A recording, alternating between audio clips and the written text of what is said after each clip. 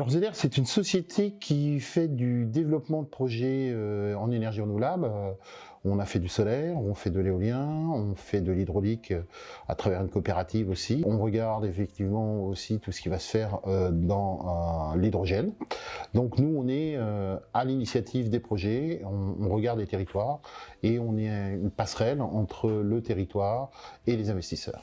On est toujours à l'initiative des projets puisque c'est nous qui regardons la politique locale, on regarde aussi les espaces naturels possibles dans lesquels on pourrait implanter des énergies renouvelables et on fait ce qu'on appelle un pré-diagnostic et donc on initie le projet et après, une fois qu'on a obtenu un certain nombre de feux verts sur ce projet-là, on enclenche à ce moment-là une phase étude, une phase concertation avec les politiques, avec les propriétaires, les exploitants de terrains agricoles s'il y en a, et puis la population, les riverains surtout. Et en suivant, on accompagne la phase chantier et on peut accompagner sur la phase d'exploitation derrière, sachant que comme notre vocation c'est d'être local, c'est d'être l'interlocuteur unique à travers notre base ici à Bois-Guillaume pour l'ensemble de nos interlocuteurs, que ce soit administratifs, politiques ou citoyens. On tient énormément à répondre à des besoins du terroir.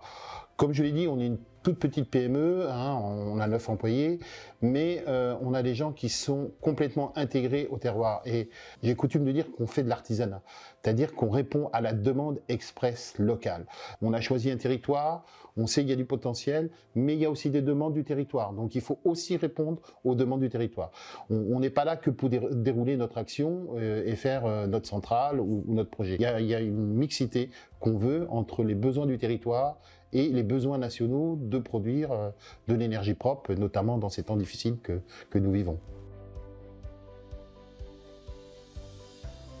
Le projet du plateau de Caux, c'est un projet sur un plateau, comme son nom l'indique, dans lequel on va intégrer un projet de 5 à 6 machines éoliennes d'une puissance qui sera de 4,2 MW certainement, mais qui ne fera pas à plus de 150 mètres de hauteur bout de pale, ce qui est relativement modeste maintenant dans les éoliennes qu'on installe en France. C'est un projet où on a déjà, nous, des accords fonciers, on a posé la demande d'autorisation pour avoir la même mesure, les études environnementales sont engagées, donc c'est un projet pour nous qui a de bonnes possibilités d'aboutir, parce qu'il s'inscrit dans une politique nationale, il s'inscrit dans une politique régionale, dans les objectifs du Stradet, et que, effectivement, on s'aperçoit qu'aujourd'hui, on a besoin d'énergie, il faut y aller.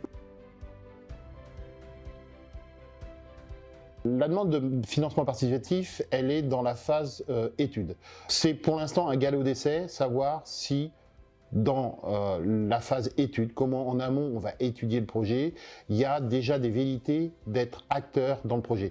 Ce qu'on dit souvent à nos élus, etc., ou même dans nos rencontres avec la population, il ne faut pas subir un projet, il faut l'intégrer pour être acteur aussi. Je dirais que cette phase participative sur les études nous permet un petit peu de sonder les envies des gens à investir plus tard dans le projet. Parce que ça sera un projet, comme je l'ai dit, que nous, on veut citoyen. Donc le citoyen, c'est quoi? C'est qu'on retrouvera des citoyens, des collectivités au capital de la société d'exploitation. Comme on fait marcher le local, on veut aussi que ça soit des banques locales, avec l'épargne locale, qui vont investir dans le projet. C'est-à-dire qu'au-delà du participatif citoyen, ça sera aussi la caisse d'épargne, avec peut-être d'autres dans un pool bancaire, qui participera au financement de l'opération si les autorisations sont obtenues. Donc, encore une fois, c'est au-delà de ce qu'on pourra mettre dans le projet pour être acteur et recevoir des dividendes de ce projet, il y a son épargne qui pourra être mobilisée à travers la banque locale et donc enrichir encore une fois le territoire, parce que ce sont des projets sur lesquels on doit partager. Ça c'est bien évident, on vient sur un territoire, on met des éoliennes, on prend un gisement de vent, mais on veut redistribuer le maximum à la population aussi.